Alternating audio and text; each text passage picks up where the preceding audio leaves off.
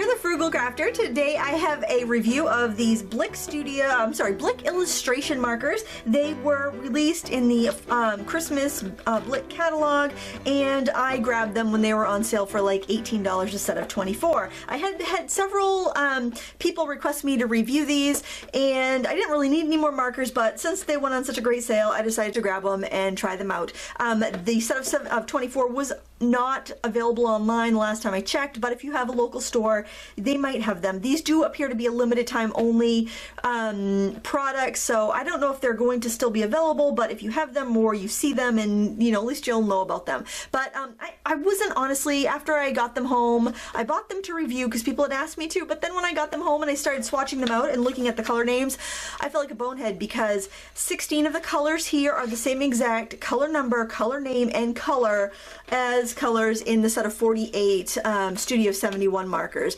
They also appear to have the same nibs. So even though the marker barrel is different, the colors and color names are identical. And just to show you here, up here I did the Studio 71 color, and down here I did the Blick of the same name and number. And you can see these 16 colors, same name, same number, same color, right across the board. So I was a little disgusted that I completely bought something I already had, because I didn't know because it was another brand. But you know, they are nice markers, and if you get the chance to, you know, get a good deal on them, then you know they're worth picking up. But I wanted to let you know that if you have the Studio 71s, they're the same idea. So we are going to color this. I'm going to do a tutorial on this, and you can of course follow along with whatever markers you have that are alcohol based. But that got me thinking, what other markers also have the same names and color numbers, because it kind of annoyed me, but it also kind of made me really curious to wonder if there were other markers in my stash that were the same. So I found these markers that came in a Smart Art kit, and these were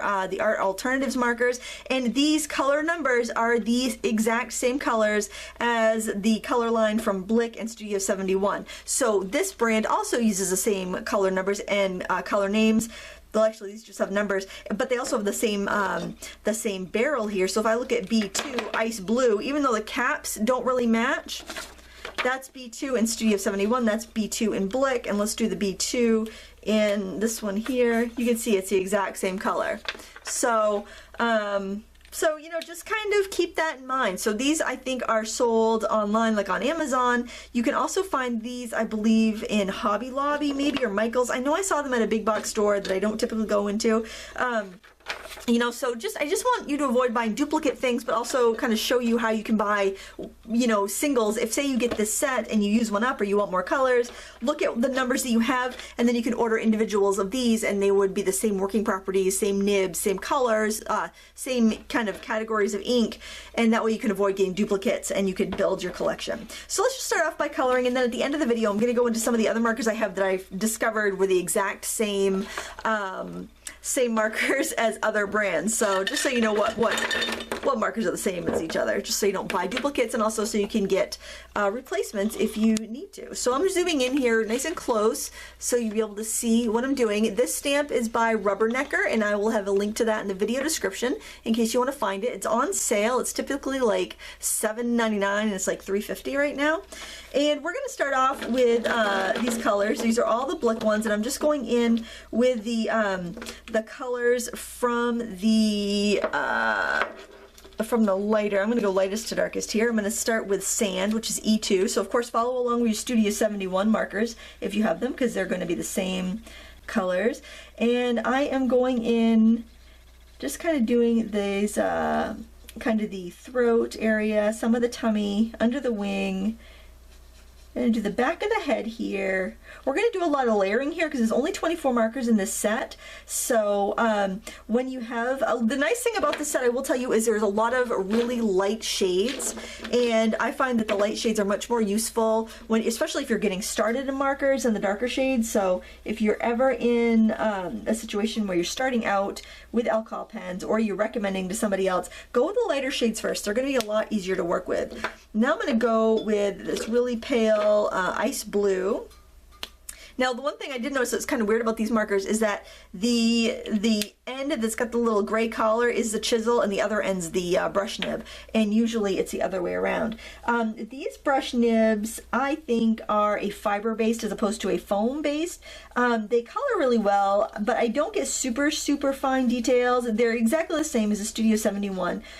They layer and blend really well, but I'm going to show you something that happened. It's only happened with my blender in the Studio 71, and I think it's because that came really dry. It didn't come as part of this set, but I want to show you this because I think if your markers get dried out, or like when they wear, if you see how that kind of broke apart?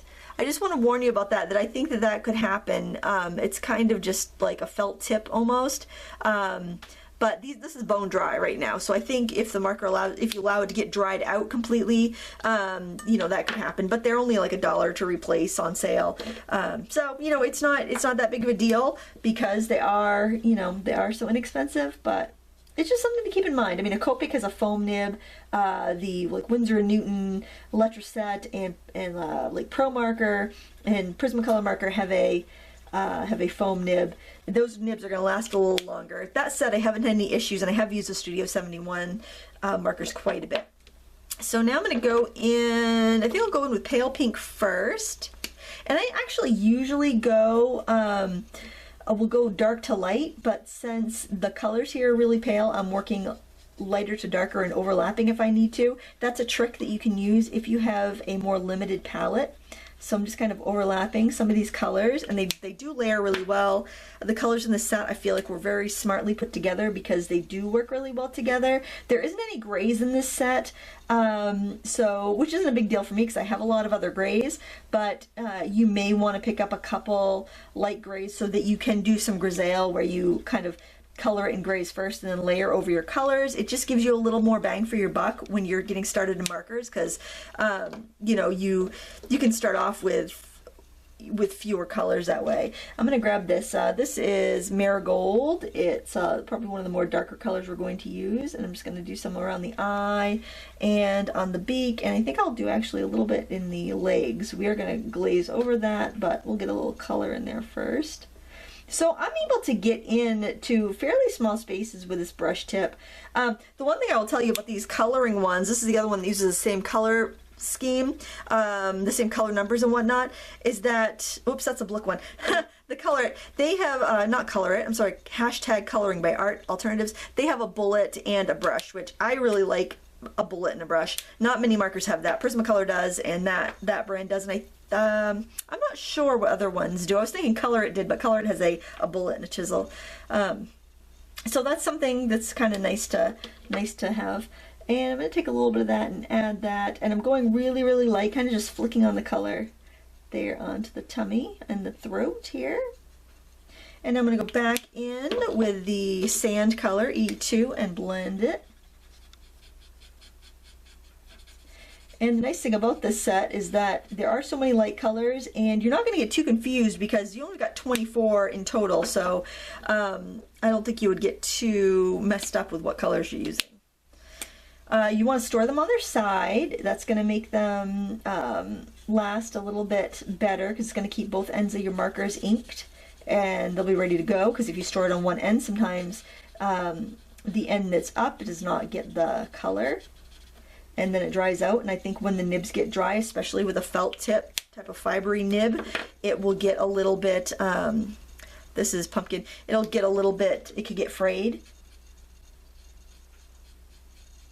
Putting this in here fairly, it's a really aggressive color, I'm just trying to go pretty light with it. And I'm going to grab this hazelnut, and while it's still wet, kind of go over it, tone it down a little bit, and blend it out. You can see where the feathers kind of meet up. That's a good place to add that color. And I'm going to drag that down into the tips of the feather and onto the tail feathers. And I'm also going to put some of this on the legs, especially at the tops of the legs where the body would be casting a shadow, and then on the bottom of the feet. Okay, I'm going to go in with this deeper pink. This is called Blush R2. And I'm going to add some more of that here and there. I like the colors here layered. They layer so prettily. They're just really nice. And I'm going to grab a little bit of that pumpkin orange again. I want to put that on the bottom beak. And you could do a little bit of that on the leg if you want. All right, and then I think I will go in with a little bit of a darker color. This is coffee, and this is going to be really dark compared to everything else. And I'm just going to do a little bit on some of the wings. And remember, we can blend it out with any of the lighter colors. So the wings and tail feathers. And if you want, you can do a little bit at the bottom of the feet. That might be a bit much for the feet. I don't know if I'd do that. Again, I'm taking the hazelnut again because it's a little bit lighter, and I'm just going to blend out that shadow on the wings just so it's a little bit softer.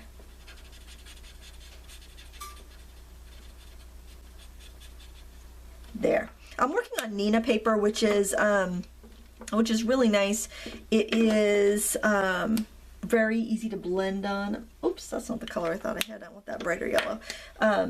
I just want to get the claws there. Now I did get out of the lines, but I'm not going to worry about that because I do want to, I think I'll put like a little ledge for him to be standing on. Here I didn't stamp it very straight, so he looked kind of awkward, so I put some stones, some like pebbles for him to be standing on, and then I kind of dabbed around, stippled around with the markers to give it that kind of rocky ledge. And there were no grays in the set, so I had to grab grays from the other markers. So right now what I'm going to do is I am going to color the berries with rose red.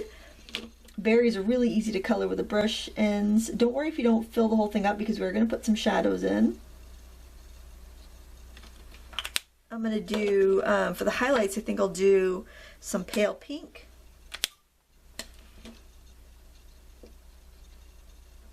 And that will just kind of push your red around a little bit because it is such a light color, really heavy on the alcohol on that. And then I'm going to grab this sangria for the shadows. I'm just going to add a little dab to the bottoms of them. And then for the leaf, I'm going to do a different technique here. I'm going to color it with yellow. This is marigold yellow. And we are going to be layering, so just, I won't go quite up to the edge, maybe leave a little sliver if you can. Then I'm going to go in with my YG7, which is sage. It's a deep, earthy kind of moss or olive green. I'm adding that to the center, the shadow areas. Then I'm going to go in with YG2, which is apple green. And I am going to blend out the darker green over the yellow. So I'm just kind of glazing, and that's another way you can get the color you want. If these colors were all really dark, it would be difficult to get any of those nice colors because you would have, it would just look black once you layered those colors because they would be so strong. So that's what's really nice about this. Downside to this is that I can't really get a super fine detail. I'd probably be better off to use a chisel edge to get the detail on that. And I'm going to take a little black just to do the eye, and then for a highlight we can always go in with a gel pen afterwards. So I think that turned out pretty well. Now I want to just zoom out a little bit because I want to show you how I would do like a little ledge, like he's maybe perched on the side of a building. I'm sorry if I wiggled the camera a little bit. So you could use a black pen. I'm not sure if I actually have a black pen handy. While I pause it, I'll be right back. I'll find something. I grabbed a micron here. Again, excuse the camera wiggle, please. And I'm just going to sketch in like, I'm just going to sketch in the edge of a, like a building or something. Just some kind of ledge that this bird could be perched on. I put a line down, so I guess I'll make it look like there might be bricks. And that way it'll give it kind of a nice space. So I'm grabbing the grays from the Studio 71 set just because I didn't have any grays in this one. And the nice thing about this is if I got a little out of hand, a little out of the lines, I can kind of correct that and do that now. Now I can feel these tips on these markers feel quite a bit softer, and I think that's because I've been using them a lot. So so they definitely do soften with age. And these are nice and juicy, so I haven't had any fraying, but I think as they dry out, as you use them up, you are going to end up with that. So just, you know, that's something to consider. But if you're just getting started and you want to find something that's super affordable, I think any of these brands would fit the bill. And, you know, if you can, since you can replace a marker for $1, you know, that is, you know, that's an affordable option. That said, I mean, it would be more convenient if you know it's a color you're going to use up and use a lot. It would make more sense for you to get the like a Copic marker and then a bottle of the refill if you're going to use it that much. But if you're just kind of dabbling in markers, this is the clear. I'm just going to go in and prime it with clear so I can get my colors that I overlap to blend a little better. If you know you're going to use it a lot, go ahead, go that route. But if you're not sure, you're kind of dabbling, you don't know if it's something that you're going to, you know, want to use that much, then I think starting off with an affordable set like this makes a lot of sense. I'm not a big fan of, you know, buying disposable products, but you really don't go through them. I know that the refillable option with Copics is a big selling point, but it's not like you're refilling your markers that much. You have to be using them quite a bit. For the amount that I use them and the amount of markers that I have, I really rarely ever toss a marker away. It takes a long time to use one up. So I just wanted to put that out there in case, you know, you're kind of trying to figure out how you know, how you want to go with your markers. I think I might go over this with that sand color and see how that looks. I like that. It kind of warms it up a little bit. So as far as the Blick markers, the Blick Illustrator markers compared to the Studio 71, they seem pretty much the same. I think if you can get a good deal on them, that's great. I do think eventually the tips are going to wear out. If you bought these and you want to find some replacements, then you know, you can get the Studio 71 through Consumer Crafts. I'll link up all this stuff down below so you can find it, and that way you can just go in and get the, you know, get the colors that you run out of. I'm dabbing in some of this blue. I'm just kind of giving it the flex. I wanted to kind of have a granity look. I didn't really have a good plan when I started. Oh, my camera's moving. Oh, let's move that back a little bit. I'll have to look back at that. Hopefully I didn't lose too much footage there. But I'm just kind of tapping in, dotting in, stippling in some, you know, texture on the rocks. But that's pretty much it for that demonstration. I basically just wanted to show you the similarities between the brands, and hopefully that would help you decide what you might want to try. Now, I told you I would mention some other brands that use the same color families or exact same color names and whatnot. And what I found was that these are the Ohuhu markers. They're about 50 cents a marker. The set of 80 was like $39.